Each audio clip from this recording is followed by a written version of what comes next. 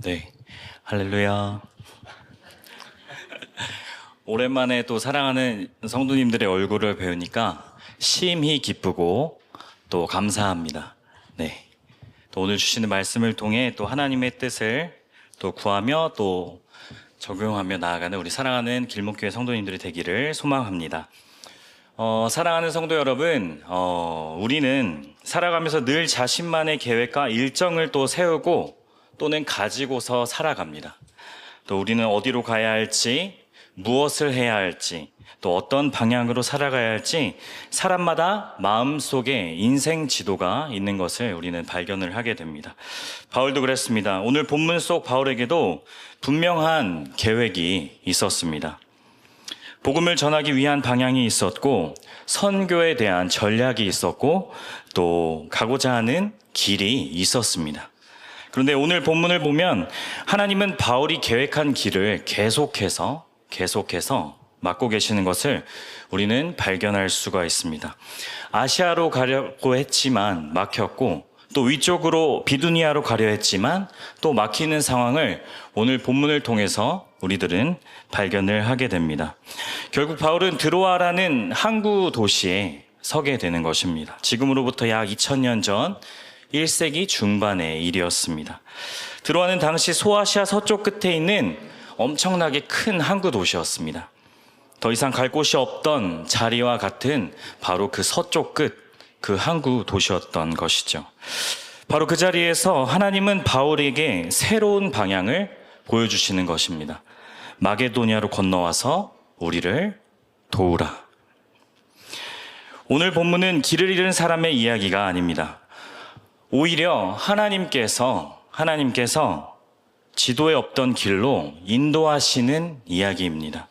그리고 어쩌면 우리의 인생에도 이와 같은 순간들이 어떻게 보면 반복적으로 나타나는 것을 바라보게 됩니다. 나의 분명한 확신과 계획은 있었지만 하나님이 다른 방향으로 이끄시는 순간 말입니다.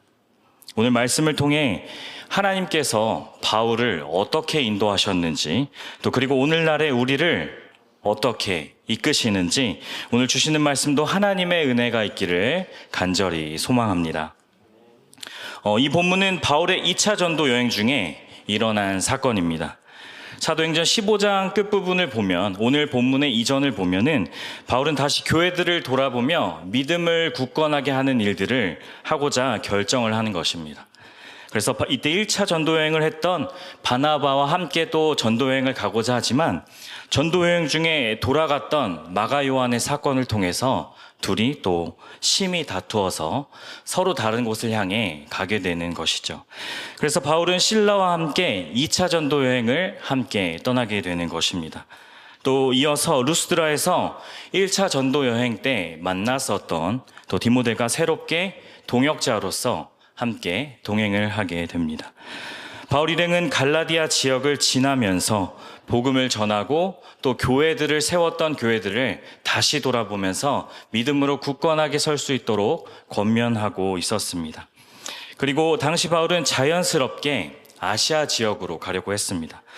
여기서 말하는 아시아는 오늘날에 우리가 지금 거주하고 있는 아시아를 말하는 것이 아니라 당시 로마 행정구역인 아시아를 말하는 것입니다. 현재 튀르키의 서부 지역인 에베소 지역에 위치하고 있는 지역을 의미합니다.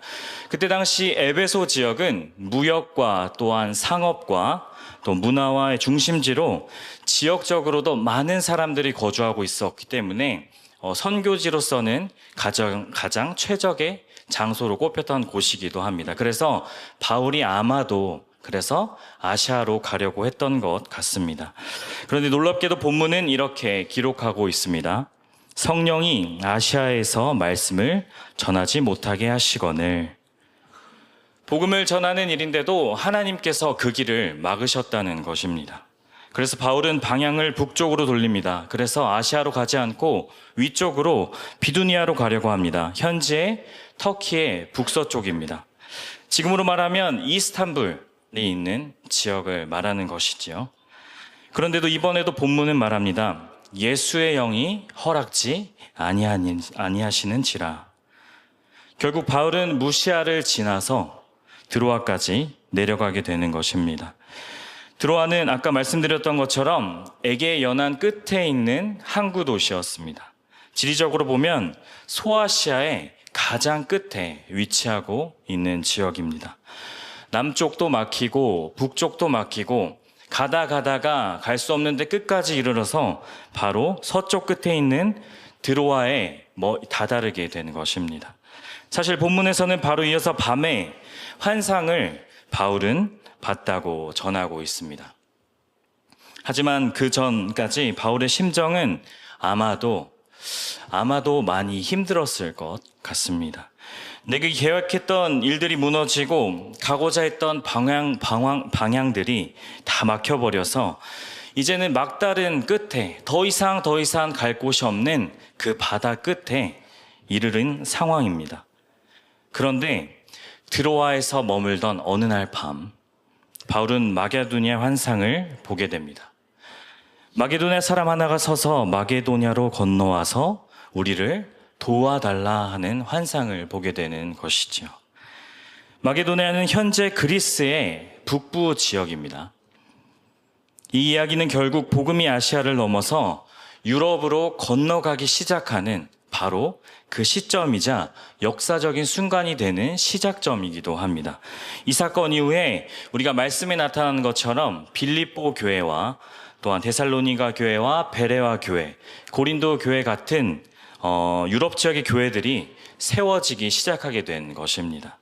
하나님은 바울이 생각하지 못했던 더욱더 큰 길을 준비하고 계셨던 것입니다. 오늘 본문은 이렇게 시작합니다. 성령이 아시아에서 말씀을 전하지 못하게 하시거늘.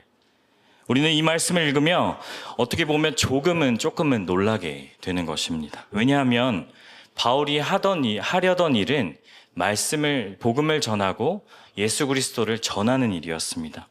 나쁜 일이 아니었기 때문입니다. 복음을 전하는 일이었습니다. 선교를 하는 일이었습니다. 교회를 세우는 일이었습니다. 그런데 하나님은 그 길을 어떻게 하시죠? 그 길을 막으시죠.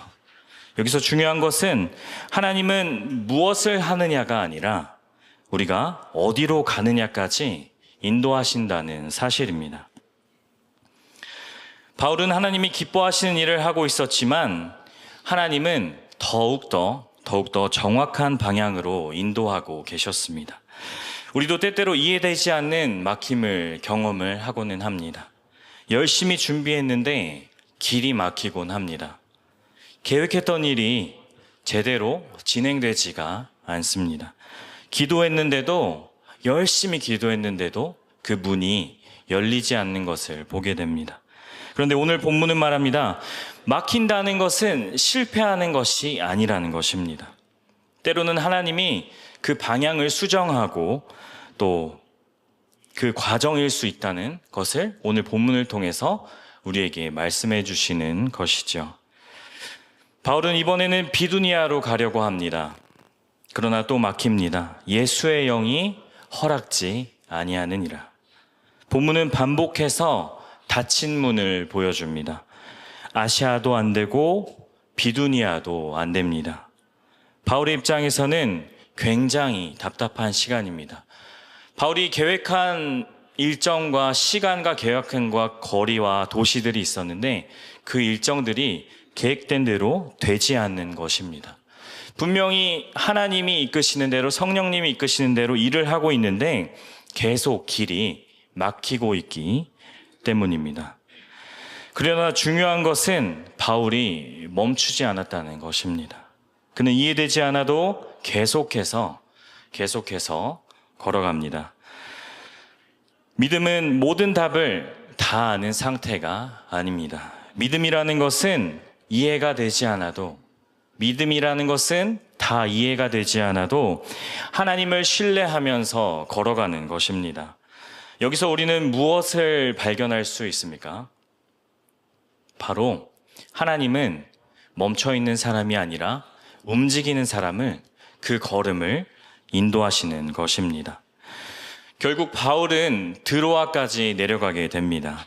사실상 더욱더 갈 곳이 없는 곳입니다. 그런데 하나님은 환상을 통해서 새로운 방향을 오늘 보여주십니다. 이제야 바울은 왜 하나님이 이전의 길들을 막으셨는지 이제야 하나씩 이해가 되기 시작합니다. 비로소 하나님은 단순히 길을 막으신 것이 아니라 더욱더 큰 방향으로 인도하고 계셨던 것입니다. 바울은 아시아를 생각했지만 하나님께서는 유럽을 바라보고 계셨습니다. 바울은 가까운 계획을 보고 있었지만 하나님은 복음의 역사 가운데 복음의 역사를 보고 계셨습니다. 그래서 10절은 이렇게 말합니다. 하나님이 저 사람들에게 복음을 전하라고 우리를 부르신 줄로 인정하매. 그리고 바울은 즉시 순종합니다. 뭐라고요? 즉시 순종합니다. 하나님의 인도하심은 모든 설명이 끝난 후에 따라가는 것이 아닙니다. 완전히 이해되지 않아도 하나님의 방향을 신뢰하면서 걸어가는 것이 오늘 말하고 있는 본문의 믿음인 것입니다. 오늘 본문은 우리에게 매우 중요한 사실을 가르쳐주고 있습니다.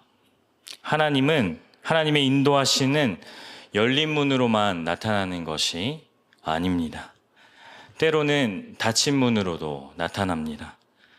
우리는 보통 단순하게 길이 열리면 하나님께서 주시는 복이라고 생각을 하고 또 막히면 때로는 실패 가운데 내가 들어갔구나라고 생각할 때가 너무나도 많습니다. 그러나 바울의 삶을 보면서 오늘 우리에게 주시는 말씀이 분명하게 있습니다. 닫힌 문도 결국에는 하나님의 뜻 안에 있었습니다. 아시아로 못 가게 하신 것도 하나님이셨고 비두니아를 허락하지 않으신 것도 하나님이셨습니다. 그리고 그 막힘의 끝에서 바로 그 인생의 끝자락에 섰을 때 유럽 선교의 문이자 또한 마게도냐의 선교의 문이 열렸던 것입니다. 하나님께서는 우리의 계획을 무너뜨리는 분이 아니십니다. 하나님은 우리의 시야를 넓히시는 분이시라는 것을 오늘 우리들은 분명히 기억해야 하는 것입니다. 우리는 가까운 곳을 보고 있지만 하나님은 더 먼 곳을 보고 계십니다. 우리가 볼 수 있는 것은 한계가 있지만 하나님께서 계획하시는 것은 더욱더 먼 곳을 바라보고 있다는 것을 말씀하고 계시는 겁니다. 우리는 오늘을 보지만 하나님께서는 전체 역사의 흐름을 보고 계십니다. 예수님도 마찬가지셨습니다. 십자가는 사람들의 눈에는 실패처럼 보여졌습니다. 그러나 하나님은 그 십자가를 통해서 바로 구원의 문을 여셨습니다. 하나님은 때때로 우리의 기대와 다르게 길을 만드십니다.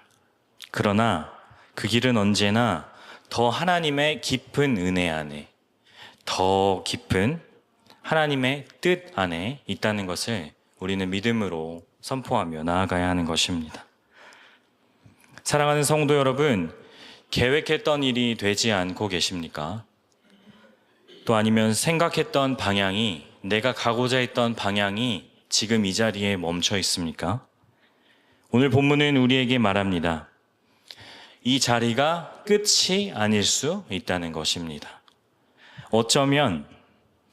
어쩌면 하나님께서는 지금 우리의 인생을 다른 방향으로 방향을 바꿔서 인도하고 계실 수 있습니다.